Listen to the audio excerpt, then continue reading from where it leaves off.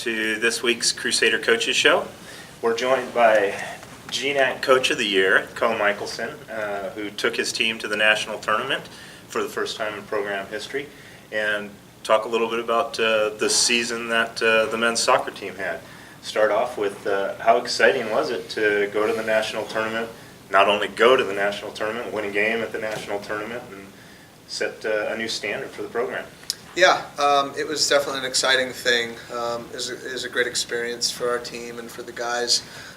First time we've done it, and it's always difficult to achieve something for the first time. It's not something you can necessarily tap into experience from when you're trying to get to that point, because it's not something we've done before.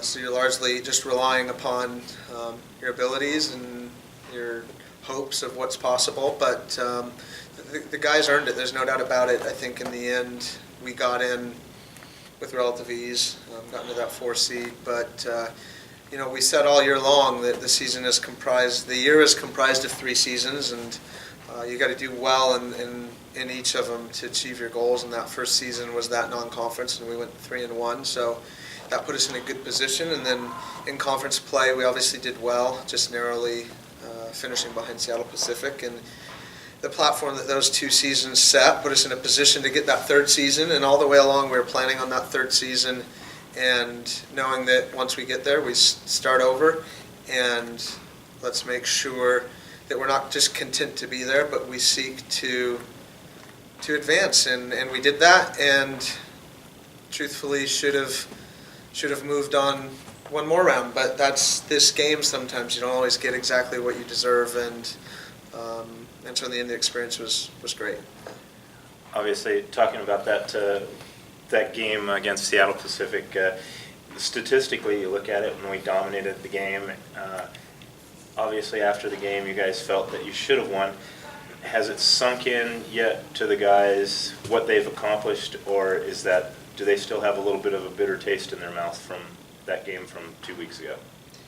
There's probably a whole range of emotions there. I think for me as a coach, first and foremost, I feel pride in the guys, and that's what I told them.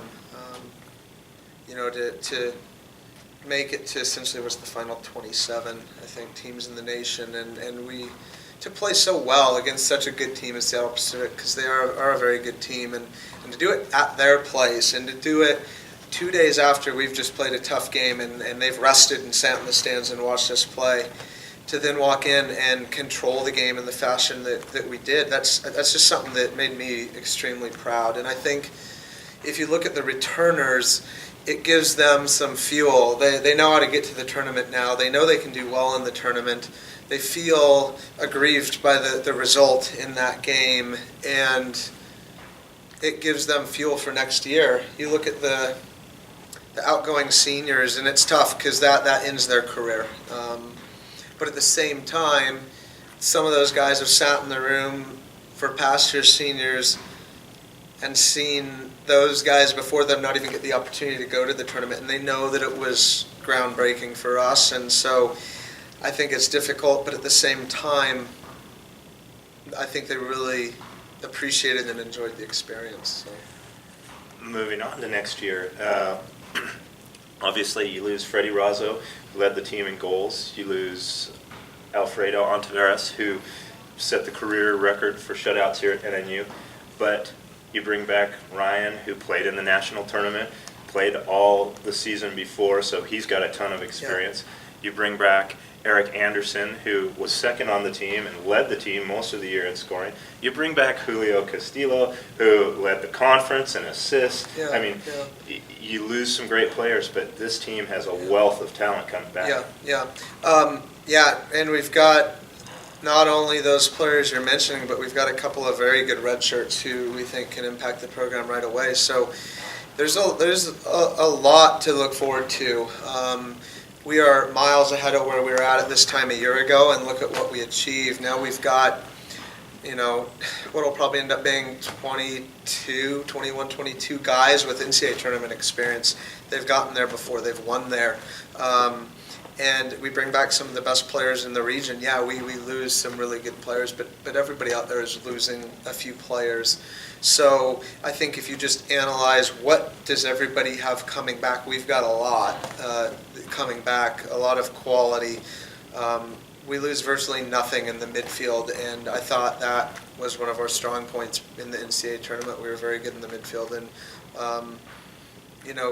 we lose Freddie, and he's a talented player that you don't have very often at this level. But you look at our team this year, and those core guys that play the largest amount of minutes, that don't sub as much, that some of those guys in our team had 1,500 plus minutes, and Freddie had 900 and some because of injuries this year and whatnot. And you then look at, we've got back second, third, fourth, fifth, sixth, seventh leading scorers in the team.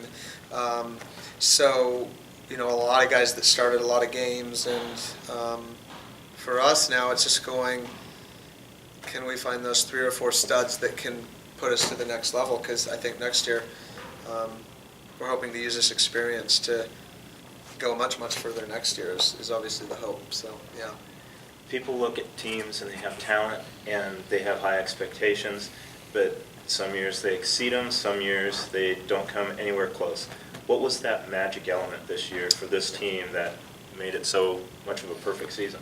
From the very beginning, we said to the guys, look, there's roughly 35 teams in our region.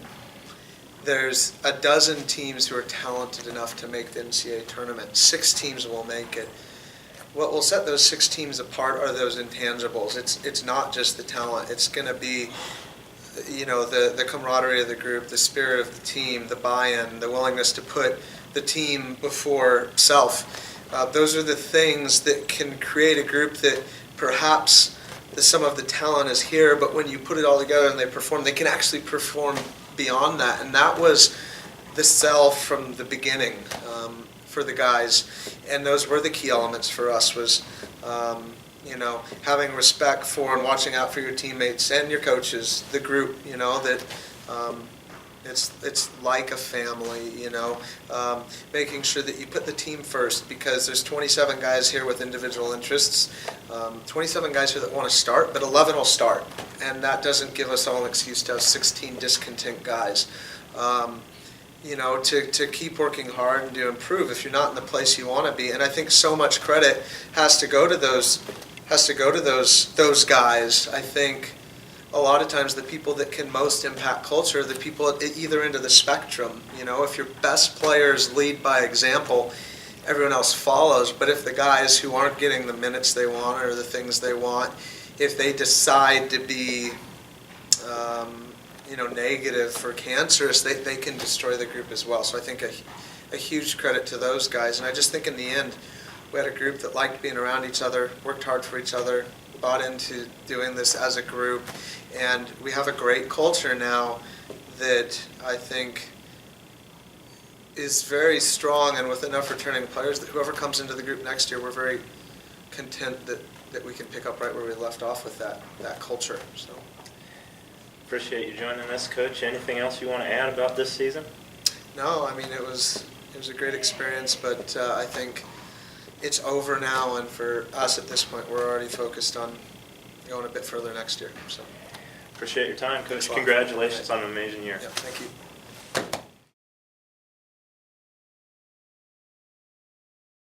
The week started off with a great result on Wednesday as the Northwest Nazarene women's basketball team scored a 90-59 win at the College of Idaho. Lexi Tubbs led the way for the Crusader ladies, picking up 25 points in the victory.